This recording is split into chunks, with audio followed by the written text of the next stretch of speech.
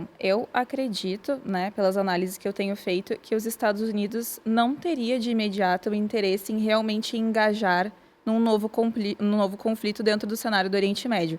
Nós não podemos nos esquecer que os Estados Unidos só em 2021 conseguiu retirar suas tropas do Afeganistão numa campanha desastrosa que foi iniciada em 2001.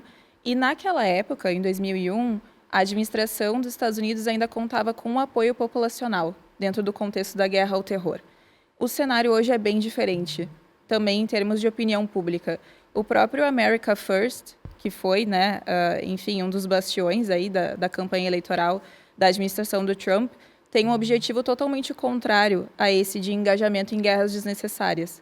Vem de uma retórica muito pragmática, de um relacionamento muito na pauta dos negócios dentro do Oriente Médio. Nós vemos isso em encontros recentes com países do Golfo, inclusive com uma declaração do Trump sendo bem enfático no ponto de nós não vamos mais dizer como vocês devem viver as vidas de vocês. Então, retirando também aquilo que a administração do Biden trazia muito, né, da pauta da democracia para o Oriente Médio. Então, eu não sinto que seja um objetivo claro dos Estados Unidos, realmente um aprofundamento das hostilidades e uma fase ainda mais desdobrada em termos de cenários militares dentro do Oriente Médio.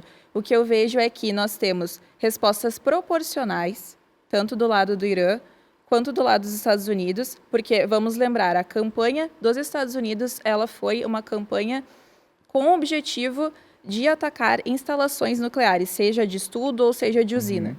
E o Irã respondeu com um ataque contido a uma base militar, ou seja... Proporcional no motivo do ataque, não no poderio, na força, exatamente, né? É diferente. No motivo, claro. Nós também estamos acompanhando duas ofensivas muito distintas em termos de arsenal militar, em termos de estratégia, de aplicação de inteligência militar dentro dos cenários. Mas o ponto central aqui é que eu acredito que esses ataques eles não têm o objetivo de acelerar as hostilidades. Na verdade, eles abrem espaço para que as conversas diplomáticas sejam retomadas. Por mais que se trate de uma guerra e das suas insanidades e de tudo que a gente se assusta, né, sobre ataques, ainda assim, dentro disso tudo, tem um contexto de uma certa racionalidade.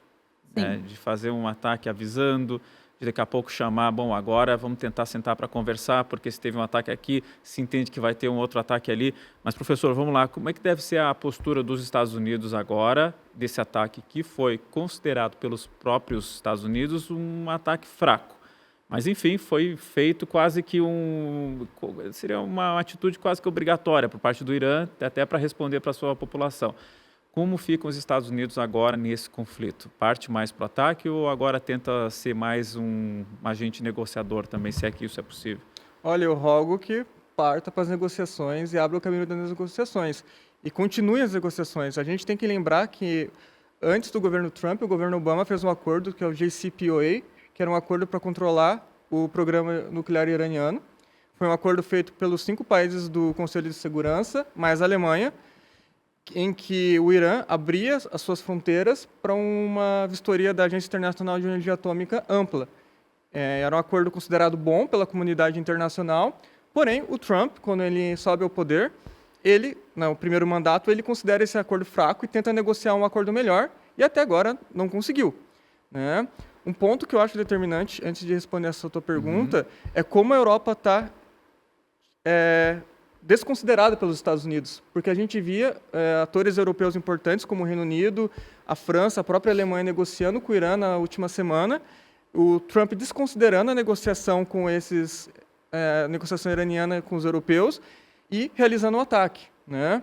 Então esse é um ponto bem importante de uma certa, digamos assim, falta de coesão do bloco ocidental em torno dos Estados Unidos. Então por isso que eu gostaria de salientar isso. Por quê? Porque agora os Estados Unidos pode agir de uma maneira unilateral e o Trump ele é uma figura muito imprevisível. Né? Acho que todo mundo considera e vai concordar com isso, que a gente não tem certeza quais são os próximos passos.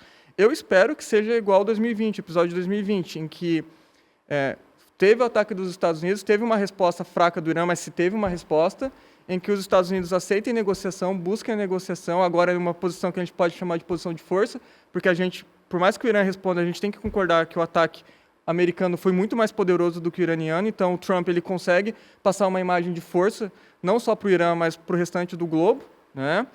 Então, acredito que há um caminho para negociação, mas tem que ver também o quanto o Irã quer negociar. A gente tem que o Irã, na figura do seu embaixador, do seu chanceler, perdão, foi visitar a Rússia, talvez buscando algum auxílio militar, econômico, político da Rússia.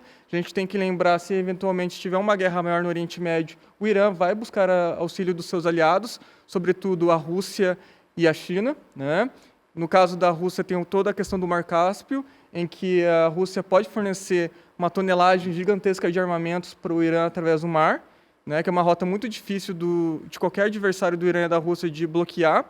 Então, a gente roga pela paz, mas também a gente tem que fazer prognósticos mais negativos, que a gente pode ter novas escaladas, né? Sim. E os dois lados têm aonde requerer armamentos. O professor, o senhor está falando aqui, tem o Irã, daqui a pouco se aliando com Rússia e com China, a gente tem Israel se aliando com os Estados Unidos.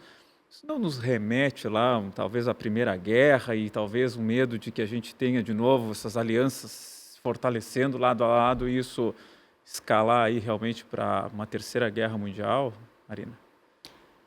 Bom, é improvável, mas não é impossível, certo? O dado histórico nos conta um pouco sobre as probabilidades. Todas as guerras mundiais, na verdade, elas se iniciaram com conflitos regionais. Mas não quer dizer que a recíproca é verdadeira, né? Nem todos os conflitos regionalizados levam a guerras mundiais, felizmente. Inclusive. Tivemos vários, né? Enfim. Exatamente, tivemos vários.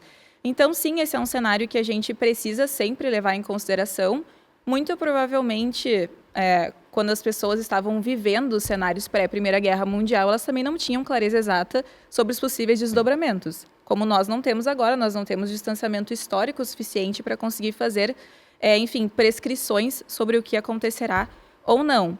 Mas, por exemplo, sobre o ponto da diplomacia da administração Trump, né, que o professor Felipe comentou um pouco a respeito, o Trump ele é naturalmente um negociador, né? Ele é um político que incessantemente vai testando canais, né? Com uma postura assim quase empresarial de comando de Estado, a gente poderia dizer. Na Rússia e Ucrânia ele tentou também, né? Exatamente. Né? Inclusive, no mês passado, se eu não me engano, ele também teve um envolvimento ali com os Houthis no Iêmen, acabou não escalando o conflito, ele acabou, enfim, retirando, né, a possibilidade de realmente engajar também nesse conflito no Oriente Médio. Mas essa ambivalência entre discurso e prática, ela pode ser interpretada como uma falta de clareza de objetivo, né, por alguns especialistas ou por outros atores internacionais.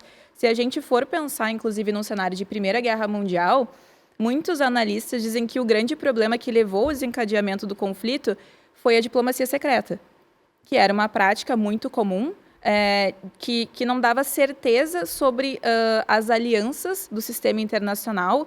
E essa falta de clareza na sinalização desses pontos importantes de relacionamentos e alianças para o restante do sistema internacional acabava gerando caos e imprevisibilidade. É lógico que a Primeira Guerra Mundial ela não se origina nisso, mas ela também está pautada nisso em algum sentido.